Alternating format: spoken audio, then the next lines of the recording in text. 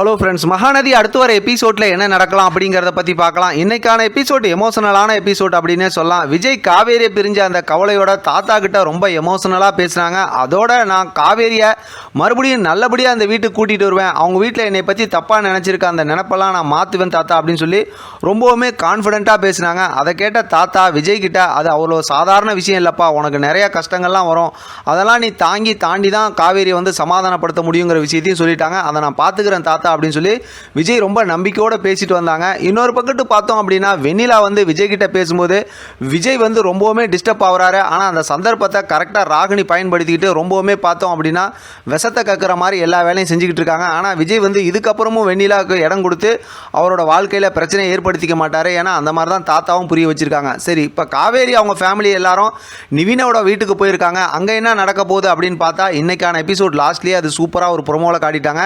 ஏன்னா நிவினோட அம்மா எப்பன்னு எதிர்பார்த்துக்கிட்டு இருந்தாங்க. அதனால் போனதுமே பார்த்தா நிவினோட அம்மா அவங்களோட கோவத்தை காட்ட ஆரம்பிச்சிட்டாங்க. ஆனால் நிவின் வந்து ரொம்ப தெளிவாக சொல்லிட்டாரு, நீ இங்கே இருக்கணும் அப்படின்னா அவங்கள எதுவும் சொல்லக்கூடாது, அப்படி இல்லைன்னா நீங்கள் இருந்து கிளம்பு அப்படிங்கிற மாதிரி சொல்லிட்டாங்க. அதனால் இப்போ நிவினோட அம்மா வந்து ஜாடமாடையாக எதுவும் பேசுவாங்க. அதனால தான் பார்த்தோம்னா இப்போ காவேரியோட அம்மா வந்து அவங்கள்ட்ட பேசிக்கிட்டு இருக்கும்போது கூட அப்படியே ஒரு மாதிரி கிண்டலாக தான் முளைச்சிக்கிட்டு இருந்தாங்க. அது மாதிரி ஒரு 2 நாள் எபிசோடு ஓட்டிடுவாங்கன்னு நினைக்கிறேன். மொத்தத்தில் இந்த வாரம் ஃபுல்லுமே இந்த மாதிரி ஓட்டிட்டு இந்த வாரம் ஃப்ரைடே எபிசோடுக்குள்ளார பார்த்தோம்னா காவேரியோட ஃபேமிலியில் இருக்கவங்கலாம் அந்த புது வீட்டுக்கு போயிடுவாங்க. ஏற்கனவே நமக்கு ஷூட்டிங் ஸ்பாட் ஏரியாவில் ஃபோட்டோ ஷேர் பண்ணியிருந்தாங்களா, அந்த இடத்துக்கு போயிடுவாங்க. அது வரைக்கும் பார்த்தோம்னா இங்கே பசுபதி, அன்பரசு, அதாவது இவங்களாம் இருக்காங்களா, ராகினி, அஜய், இவங்களோட ஆட்டத்தை கொஞ்சம் காட்டுவாங்க. வீட்டில் பார்த்தா வெண்ணிலாவோட பிரச்சனையை கொஞ்சம் காட்டிட்டு இந்த வாரத்தை இப்படியே ஓட்டிட்டாங்கன்னா அடுத்த வாரத்துலேருந்து நம்ம எதிர்பார்த்த அந்த சூப்பரான மூமெண்ட்டு ஸ்டார்ட் ஆகிடும். இந்த வாரம் லாஸ்ட்டுக்குள்ளாரே ஸ்டார்ட் ஆகிடும். ஏன்னா எப்படி பார்த்தாலும் இப்போ தாத்தா, கங்கா, குமரன் இந்த மாதிரி நிவின் யார்கிட்டையாவது பேசி விஜய் காவேரி கடையில் சமாதானப்படுத்துறதுக்கு அவர் ஒரு பக்கத்து முயற்சி செய்ய போகிறாரு. விஜய் இதுக்கப்புறம் கண்டிப்பாக சும்மா இருக்க மாட்டார். காவேரி எங்கே இருக்காங்கன்னு ஏற்கனவே தெரிஞ்சு போச்சு. ஏன்னா நிவினோட காரில் தானே போனாங்க. அதனால் நிவினை கான்டாக்ட் பண்ணி எப்படியாவது அங்கே இருக்க இடத்துக்கு போவாங்க. இன்றைக்கான எபிசோடில் கூட லாஸ்ட்டில் அந்த ஃபோட்டோ இருந்துச்சுல, அந்த ஹிண்ட்டை வச்சுட்டு அப்படியே ரொம்ப எமோஷனலாக இருந்தார்.